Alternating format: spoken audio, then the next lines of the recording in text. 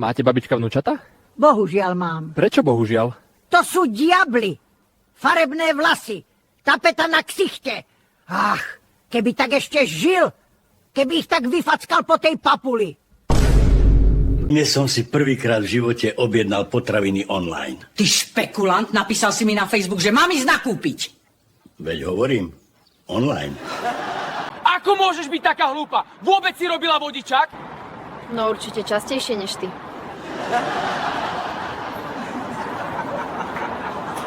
Prečo ste postavili tete taký vysoký pomník? Aby som mal istotu, že sa pod toľkými tonami mramoru už nevráti a neotrávi mi nedeľný obed. Čo by si chcela na narodeniny? Jednorožca. Prosím, niečo realistické. Dobre, tak si prajem frajera, s ktorým by som mohla chodiť von a poskávať sa. Akej farby má byť ten jednorožec?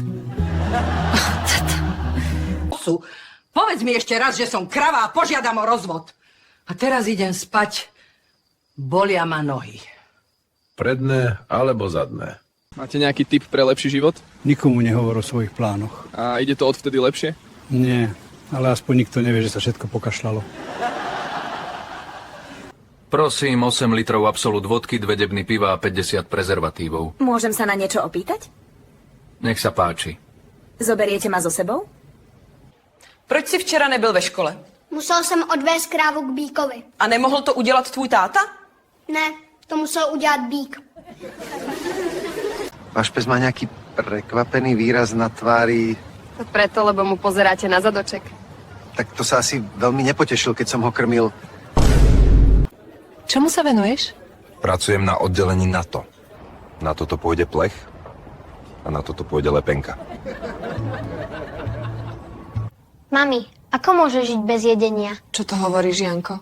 Jem ako každý. Ale ocino hovoril, že neprehltáš od strednej školy. Už 50 rokov som zamilovaný do tej istej ženy. Keby to zistila moja žena, tak ma zabije. Našťastie je hluchá ako poleno. Čo si hovoril, Zlatko? Povedzte 3 značky vodky. Nikolaus, Finlandia, Absolut. 3 značky kondómov. Durex, Pepino, Maskulan. 3 značky Fúrika. Čo ja viem, no vidíte. Slopať a trtkať viete, ale robiť nie. Doktor, čo ste urobili môjmu manželovi? Od posledného zákroku úplne stratil záujem o... Veď viete čo? Prosím vás, ja som urobil len lazerovú korekciu zraku. Vyšetrenia ukazujú, že máte nedávne poškodenie mozgu. Čo sa stalo? Nedávno som sa oženil. Ak si to dopozeral až sem, buď nemáš čo robiť, alebo ťa baví Faktos TV. V oboch prípadoch like, odber, zdieľaj.